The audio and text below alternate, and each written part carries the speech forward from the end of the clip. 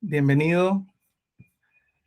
Bueno, haciendo una recapitulación de lo que fue el Meetup en español, las primeras reuniones que tuvimos varias observaciones interesantes, que, bueno, fue la diversidad de backgrounds y niveles de conocimiento del lenguaje que había entre los participantes.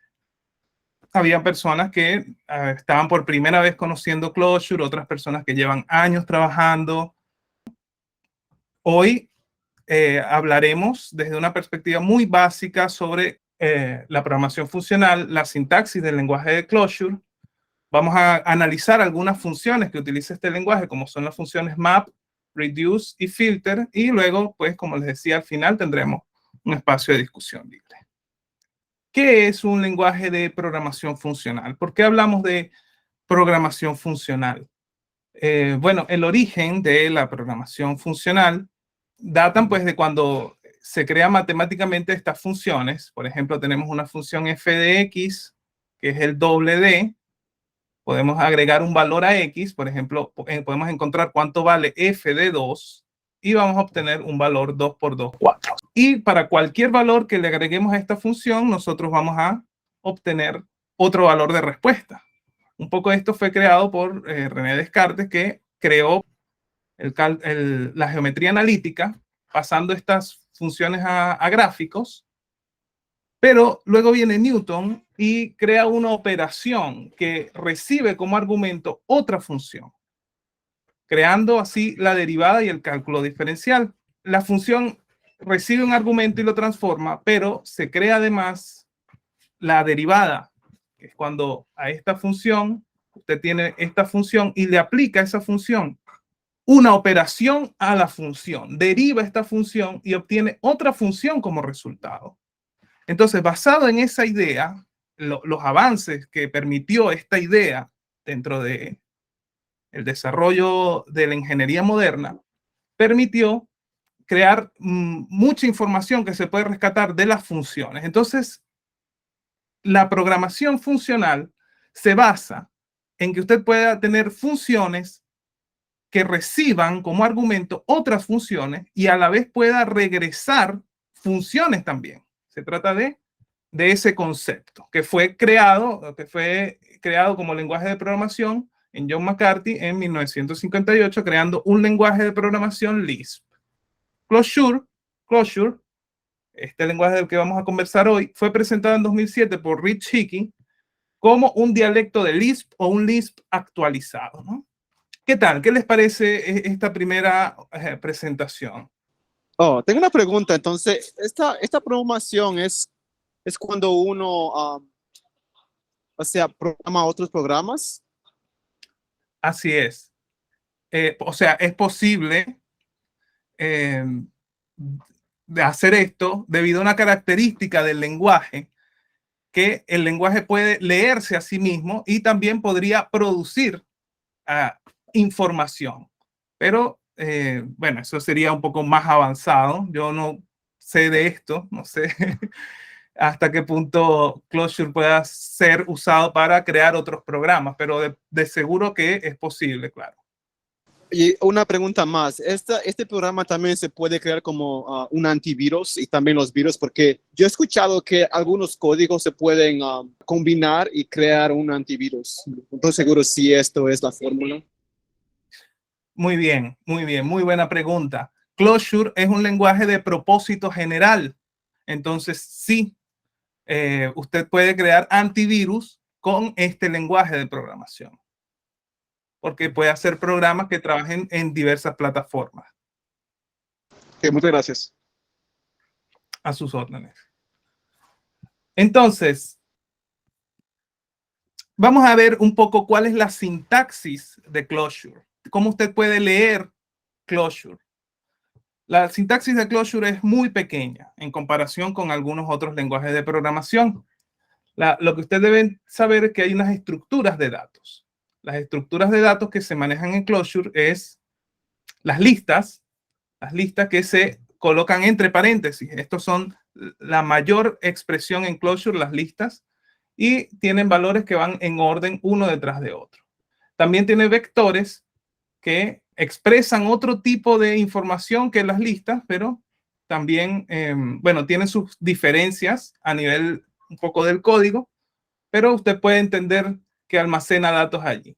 También tenemos otro tipo especial de datos que se llama, de estructura de datos que se llama mapas y que se maneja por pares, por pareja. El primer elemento tiene 2 puntos, que es la llave, la key, y la segunda también tiene 2 puntos y un valor, ¿eh? Entonces usted tiene la llave y su valor.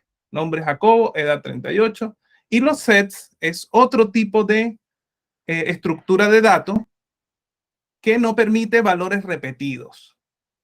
Todos los valores allí son únicos. Si usted trata de agregar un valor a un set que ya existe, no se va a agregar. Continuando con la sintaxis de Clojure, podemos obtener una estructura de datos anidados para visualizar las datas. Aquí tiene, por ejemplo, un vector que adentro tiene un mapa y adentro tiene otro mapa y otro mapa, y usted puede ver allí la información rápidamente. Si yo le muestro esta información a usted, usted es capaz de entender lo que se está transmitiendo, la información. Esto se parece mucho a otro tipo de formato, que es el formato JSON, ¿cierto? Entonces, Clojure puede decir que es como JSON, pero con superpoderes. El código en Clojure es data, y los datos también son código. Entonces, Clojure, al derivar de Lisp, que significa List Processing o procesamiento de listas, por lo tanto, la forma que se tomó para ejecutar el código en Clojure es de listas. Entonces, usted va a tener una lista acá y siempre el primer argumento de la lista va a ser una función. En Clojure va a generarse en una estructura en un tipo de sintaxis que se llama prefix notation o notación de prefijo, también se conoce como notación polaca. Entonces, la característica distintiva que coloca a los operadores a la izquierda simplifica la sintaxis, ya que siempre la función va a estar al principio. Entonces podemos tener aquí ejemplos de algunas funciones, como por ejemplo es más 1, 2, 3, que dará como resultado 6. Luego esta función, el valor max 1, 2, 3, y le va a dar el valor máximo. Entonces esta función toma estos valores como argumentos. También podemos recibir, entonces lo que hace Clojure es que recibe un valor, también un argumento, como una función. Entonces aquí tenemos un predicado que es odd, que significa impar, y podemos tener filter impar 1, 2, 3. Aquí tenemos un vector en donde vamos a obtener los valores que solamente el predicado se vuelve verdadero con respecto a estos valores. 1, 2, 3, solamente recibimos 1, 3. No sé si tienen hasta aquí alguna pregunta. Ok. Muy bien. Y también sí tenemos la función if, que en inglés, que en español sería un si condicional. Si 1 es menor que 2, se aplica aquí la notación polaca, entonces retorna A, regresa como resultado A, y si no, retorna como resultado B, si esta condición es falsa. Esas son, pues, como las características generales del lenguaje, ¿cierto?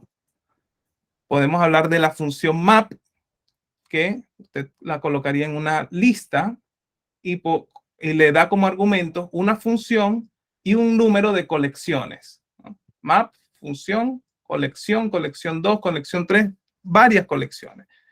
¿De qué va a depender la cantidad de colecciones? Va a depender de la función que usted esté dándole como argumento a la función map.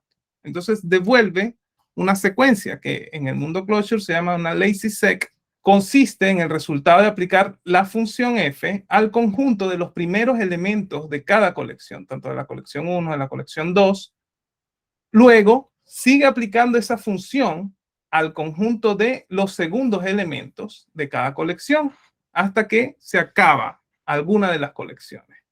Cualquier elemento restante en las otras columnas se ignora. Claro, la función que usted le está pasando tiene que poder recibir como argumento las colecciones que usted le está pasando. La función filter se expresa de esta forma: filter, un predicado y una colección.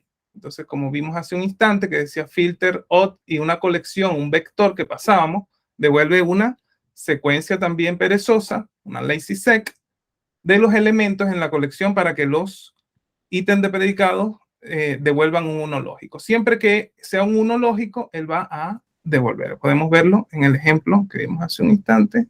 Acá, aquí está filter con odd 1, 2, 3. Y aquí está la colección. Se le aplica esta pregunta a cada elemento de la colección que se le pasa y él va a regresar a aquellos cuya respuesta sea verdad. Entonces uno le pregunta, ¿el número 1 es impar? Sí, se da como solución. ¿El número 2 es impar? No, entonces no se agrega. ¿El número 3 es impar? Sí, sí se agrega. Para finalizar, pues, aquí está la función reduce, y la función reduce necesita una función de 2 argumentos. Si no se proporciona valor, devuelve el resultado de aplicar f a los primeros 2 elementos de esa colección. Y luego sigue aplicándolo así hasta agotar la colección. Bueno, eso ha sido toda la presentación. Muchas gracias por su asistencia. Vamos a... ahora se abre pues un espacio de conversación libre y bueno, no sé si tenemos alguna pregunta. Gracias, Jacobo. Gracias, Paola.